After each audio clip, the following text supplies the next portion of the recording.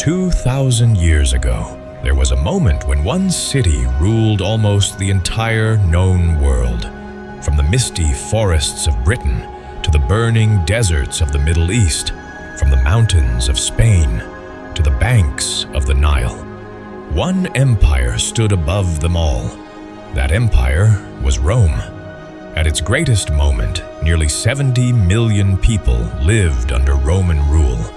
Its armies were feared across continents, its roads stretched farther than any empire had ever built, and its power seemed almost unstoppable. And at the center of this extraordinary age stood one man, the Emperor Trajan. Under his leadership, Rome reached the largest territorial expansion in its entire history. But how did a single city grow into a superpower that dominated 3 continents? How did its armies conquer kingdom after kingdom? And how did its roads hold together one of the greatest empires the world has ever seen? Tonight, in the Midnight Empire series, we step back into the golden age of Rome, the moment when the Roman Empire stood at the absolute height of its power. Chapter 1. The moment Rome ruled the world. There was a moment in history when the power of Rome seemed almost limitless.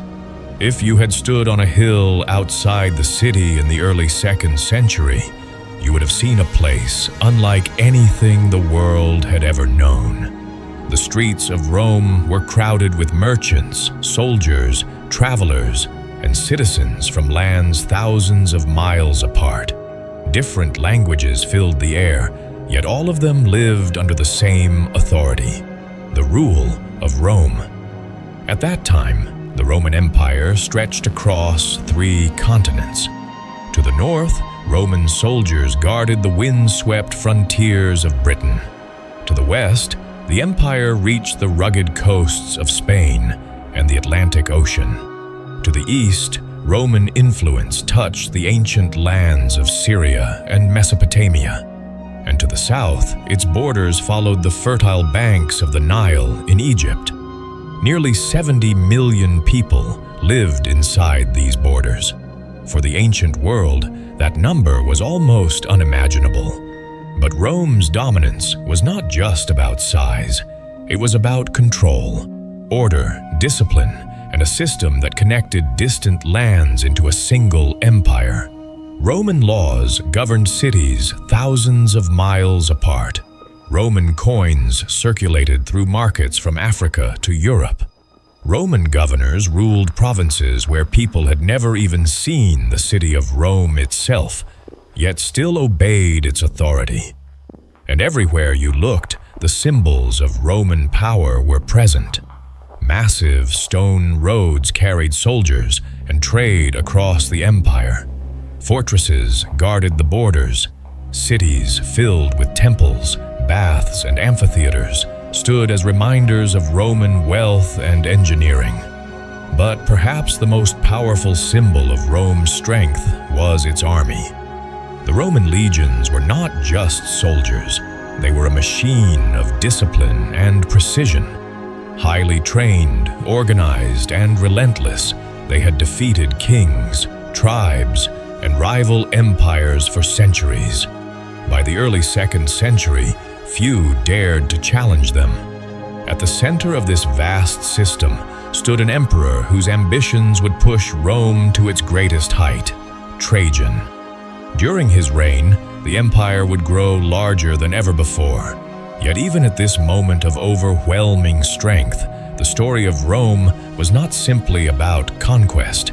It was about the creation of a world connected by power, roads, armies, and law.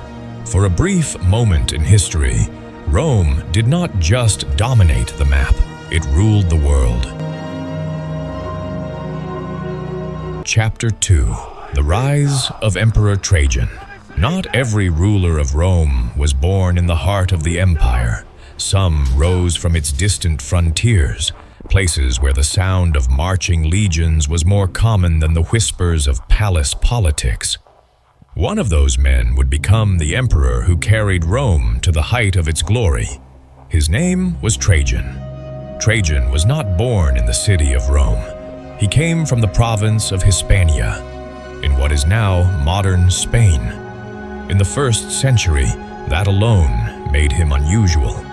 Rome had ruled vast territories for generations, but the idea that someone from the provinces could one day rule the empire itself still felt extraordinary. Yet Trajan's life was shaped not by privilege, but by the discipline of the Roman army. His father had been a respected general, and from a young age, Trajan grew up around soldiers, fortresses, and the harsh realities of Rome's frontiers. He understood something many politicians in Rome did not. The strength of the empire depended on the loyalty of its legions. As a young officer, Trajan quickly earned the respect of the men who served under him.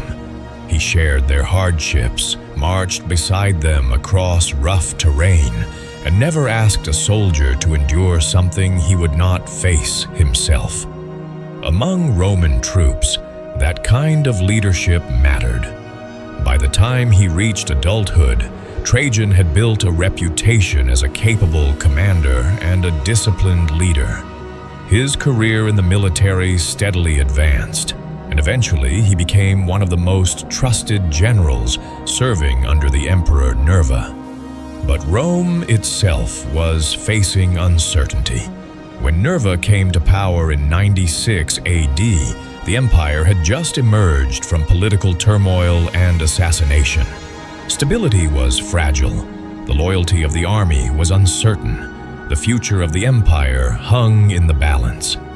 Nerva understood that Rome needed more than a ruler. It needed a leader who could command the respect of both the Senate and the legions. So, in a decision that would change history, Nerva adopted Trajan as his heir. It was a bold move. For the first time, the Roman Empire would be led by a man chosen for his ability rather than his bloodline.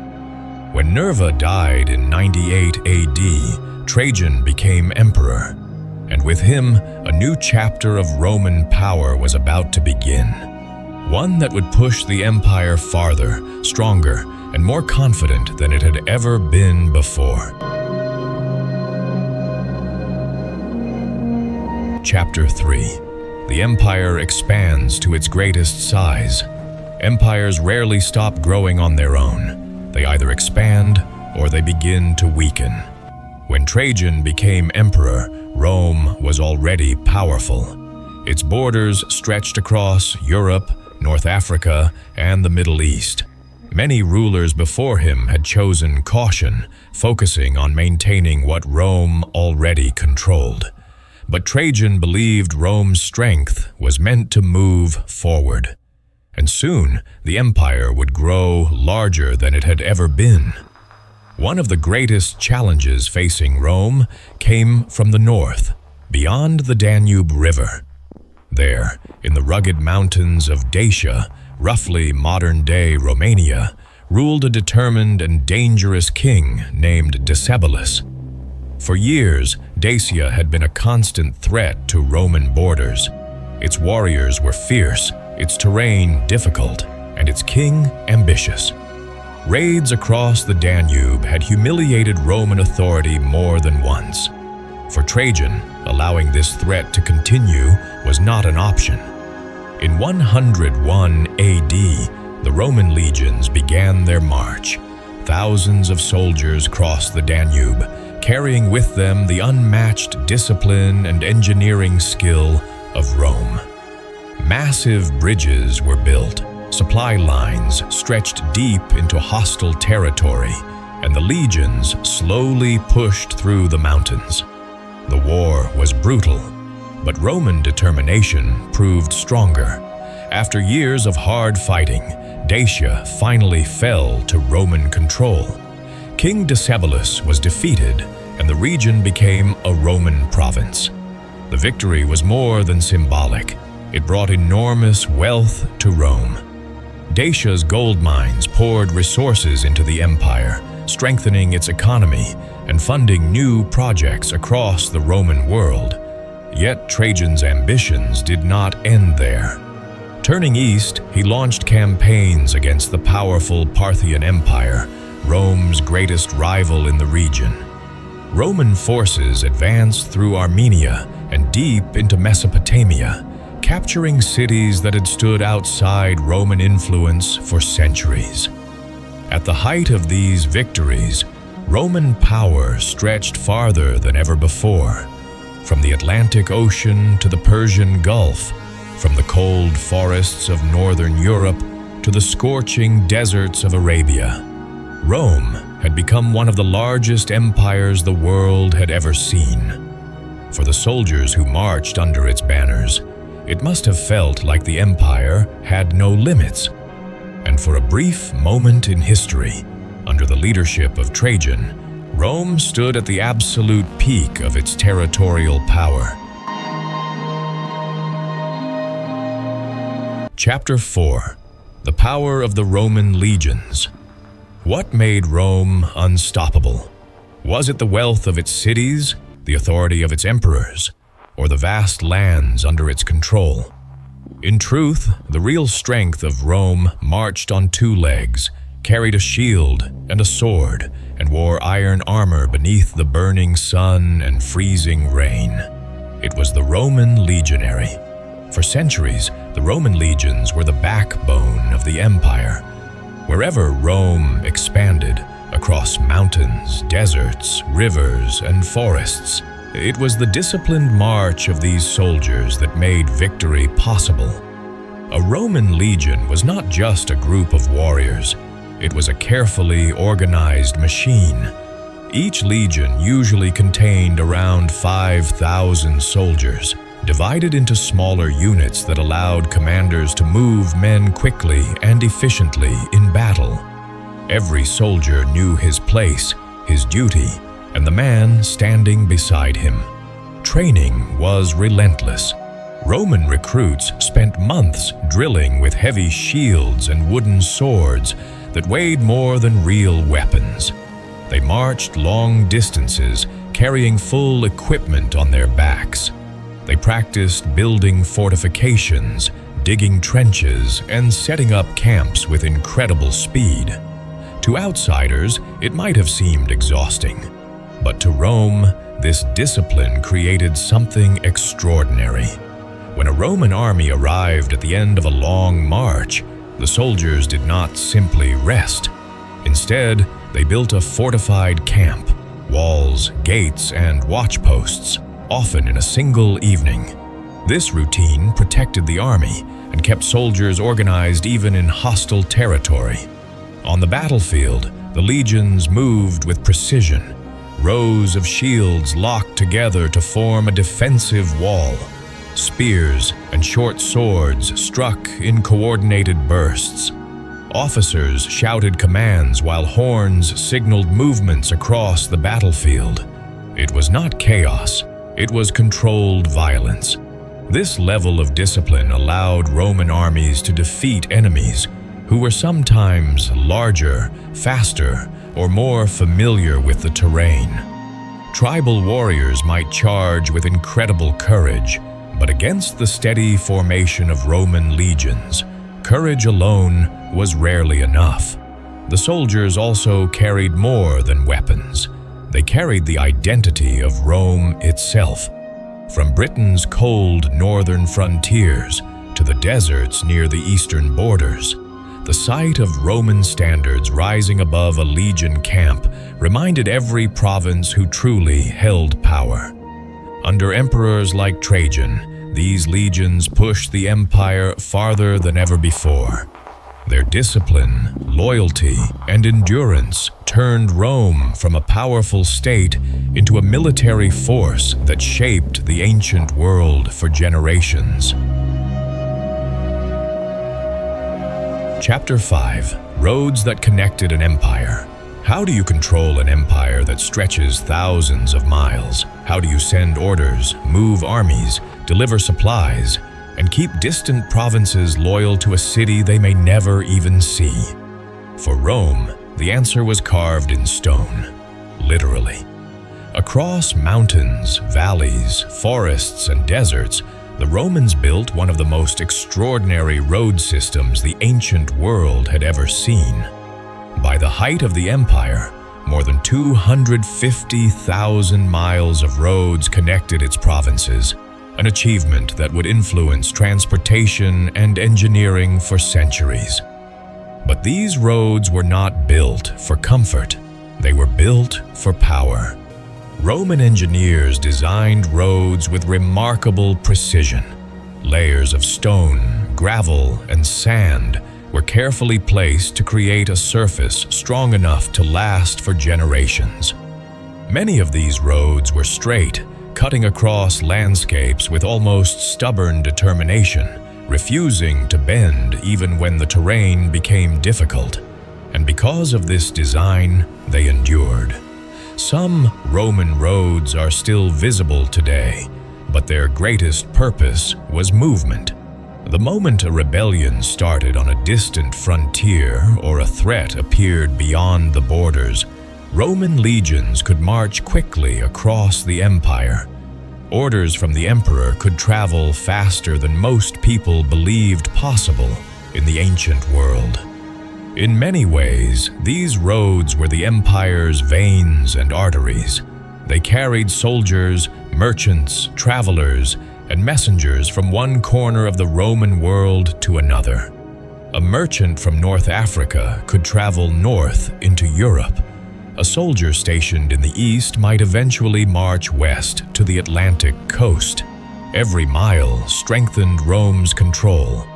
Along these roads, cities grew, markets expanded, ideas, languages, and cultures mixed in ways that had rarely happened before. For ordinary people living in distant provinces, these roads made the empire feel closer. A governor could arrive with authority. A caravan could bring goods from faraway lands. A Roman legion could appear at the gates of a troubled city within days. The message was clear. Rome was always connected.